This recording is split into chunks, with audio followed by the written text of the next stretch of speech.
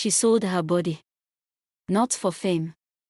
Not for pleasure, but to give her little brother a better life. Years later, he became rich. In a small village in the heart of Nigeria, there lived a young girl named Nneka. She was just 15 when death took both her parents. Her father died in an accident on his way from the farm, and her mother died of sickness months later. That day, Nneka became a mother to her 5-year-old brother, Chuka. They had no money. No house of their own. No one to help. Their uncle took over their father's land and chased them out. Nneka and Chuka started sleeping in an abandoned house near the village stream. Many nights, the roof leaked and rats ran across their feet, but Nneka would hold Chuka close and sing him to sleep. She knew Chuka had to go to school. He was the only hope left in her life. So Nneka began doing odd jobs, washing clothes, carrying firewood, helping in the market. But it was never enough. She couldn't pay for school fees, books, or food. People laughed at her. Some told her to give up and marry, but Nneka made a hard decision. She began selling her body to strangers from the city who came to the village. She hated it. Every time she came home, she would cry silently, so Chuka wouldn't hear. But with the money, Chuka went to school. He wore clean clothes. He ate 3 times a day. Nneka made sure he never lacked anything. Years passed. Chuka grew into a fine young man. He got a scholarship to the university. Nneka sold the last thing her mother left, a gold earring, to buy him transport and shoes.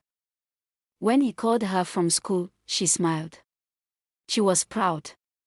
All her suffering was worth it. After university, Chuka became successful. He got a good job in the city and married a rich girl. Nneka was happy, until everything changed. Now that he had money, Chuka stopped calling often. When Nneka visited him in the city, his wife looked at her with disgust. She whispered things behind her back, called her a dirty villager. Sometimes Chuka would shout at her in front of guests and say, "Don't embarrass me. Go back to the village." Nneka never replied.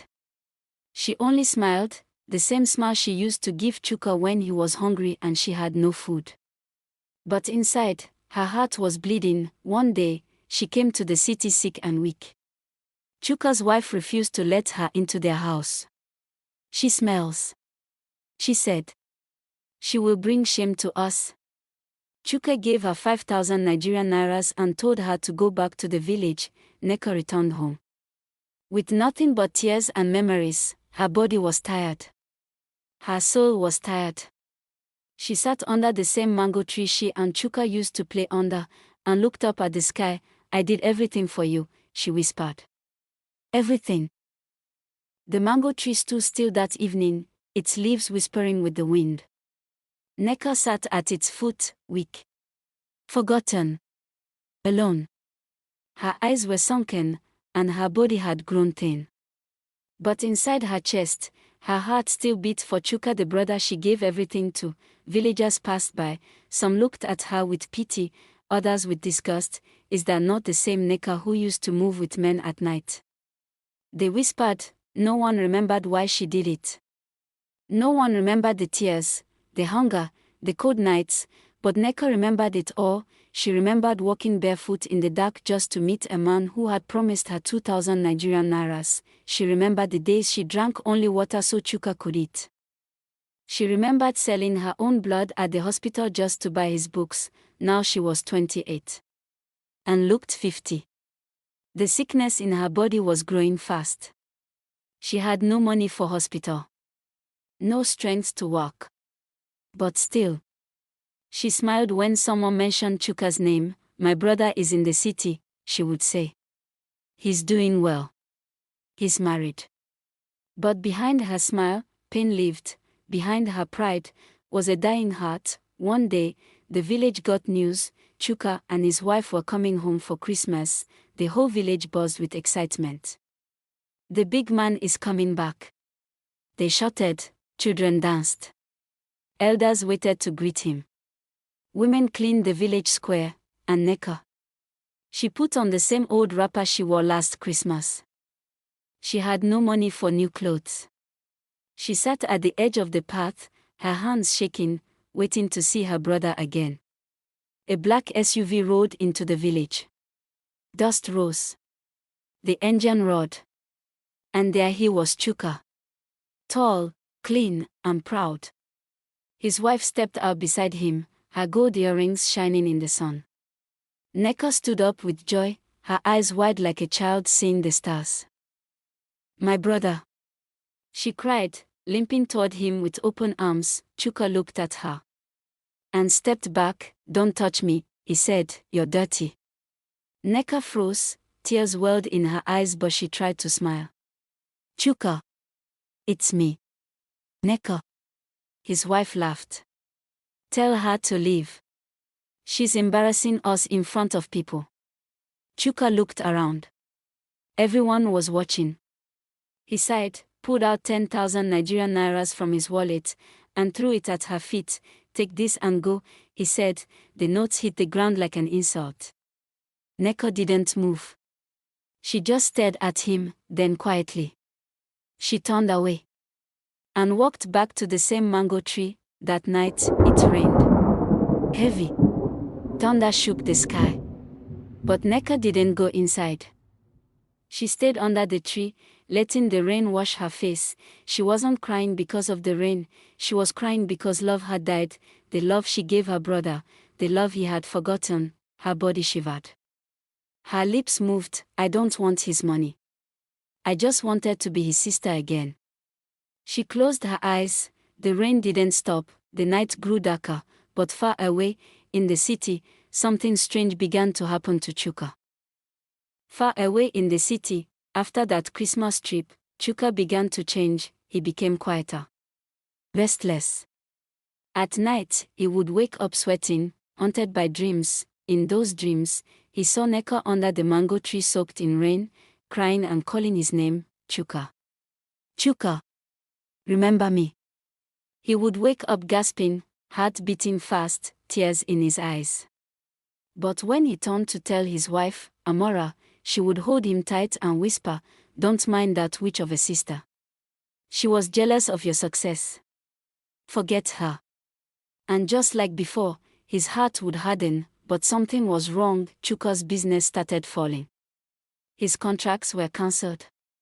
Clients disappeared.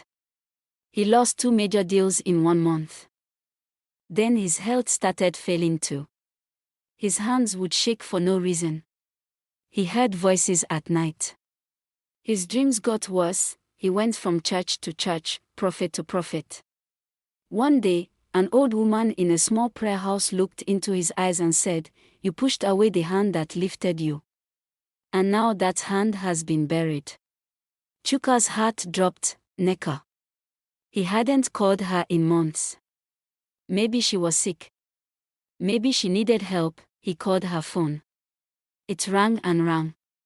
No answer. He called a neighbor from the village. The voice on the other side was quiet for a moment. Then said, "Oh, you didn't hear. Neka died last week. She was buried under the mango tree." The word stopped. Chuka fell to the floor, the phone slipping from his hands. Tears poured from his eyes as a scream rose from his chest. "Nekawayawa." He raced to the village the next morning. No fancy car. No wife. Just a broken man in an old taxi. When he reached the mango tree, the small grave was still fresh. A wooden cross stood at the top, with her name carved weakly, Neka, a true sister. He fell on the ground beside it, holding the soil, crying like a baby, "I'm sorry. I'm sorry. I didn't know." But it was too late. All the times she stood in the rain. All the times she gave her body for him. All the times she smiled through hunger just to see him succeed. Gone, buried, forgotten. And then, just before he stood up from her grave, a strange wind blew, suddenly. His eyes cleared. For the first time in years, he remembered things his wife had made him forget, the dreams, the whispers, the way Amora had always spoken against Neka, the strange black soap she gave him to bathe with, the padlocked box under her bed he was never allowed to open. Chuka rushed back to the city. He broke into Amora's hidden box and found things that froze his blood, a photo of Neka with a needle through her chest, a charm with red cloth and ground bones, a small paper that read, "Turn his heart cold. Let him forget." Chuka dropped the items and screamed, "You did this to me. You killed her." Amora stood at the door, cold and calm. "So what if I did?" she said. "She was holding you back. You belong to me now." Chuka rushed at her, his eyes red with pain. But his hands dropped midair. He couldn't hit her. He only wept, "You turned me against the only person who truly loved me." He left the house that day with nothing. Just the pain of regret burning in his heart. Amora smiled. But her smile wouldn't last long, because what she didn't know was that Neka had made a promise with her dying breath: "Let my blood cry out until the truth finds him." And the one who killed love feels pain for the rest of her life. Moral lesson: never forget the hands that lifted you when you were nothing. Money can buy comfort, but it can never repay true sacrifice.